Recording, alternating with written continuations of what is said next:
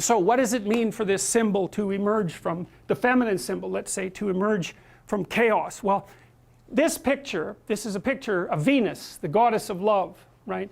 And so I cut this picture out of a larger picture, and it's Venus manifesting herself in a transcendent space, in the sky, in the same way that Christ did in the previous representation.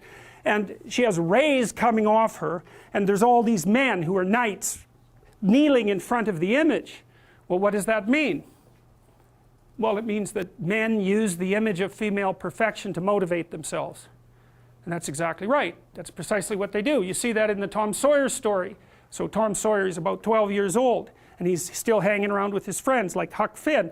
And this girl moves across the street, Becky, and she comes out, and he's struck by her for the first time in his life. Something's changed.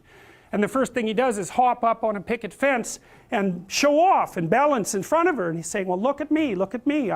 He's like the male bowerbird building something beautiful so the female will approve of it. And it's motivation. You know, and that's something that I think modern women don't really understand about men. They don't understand that, at least to the degree that males are uncorrupted and not bitter because of being rejected, they're doing everything they can to kneel before the eternal image of the feminine and try to make themselves worthy. That's the chivalry story, right? That's what you should encourage in your partner. So out of chaos emerges this first form. It's the feminine form. It's partly the form that represents novelty as such. So, and on one hand it's promise, on the other hand it's threat. That you wouldn't believe, and I don't know, because I don't understand the situation with women as well as I understand the situation with men, obviously being a man. But I don't know if women have any idea how paralyzing they are to especially young men.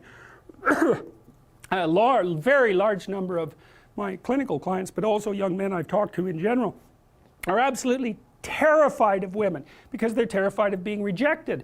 And the terror exists in precise proportion to the attraction to the woman, which is a horrible paradoxical situation to be in. It's often why men make such fools of themselves in front of women that they're attracted to. It's because, first of all, they don't see the woman that they're attracted to, because what the hell do they know about her? They don't see her as an individual.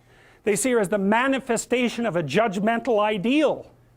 And then it's only in establishing the relationship with the actual woman that they can start differentiating between the judgmental ideal and the actual individual woman. And that also requires a sacrifice. And the sacrifice is, you never can have an ideal woman.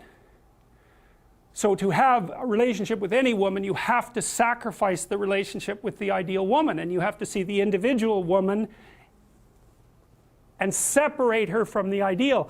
And that's the same thing that happens to the hero in Sleeping Beauty, right? He sees the evil queen who actually turns into the dragon of chaos, and it's not until he can defeat her that he can establish a relationship with the actual princess. And that's exactly the case.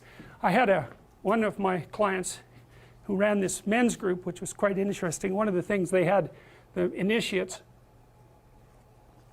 do, which was very intelligent, was to go out and ask 50 women in one day for their phone numbers.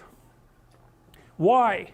Politely, properly, you know. It was a game, but it wasn't a stupid game. And the idea was, get over your fear of rejection. And how do you do that?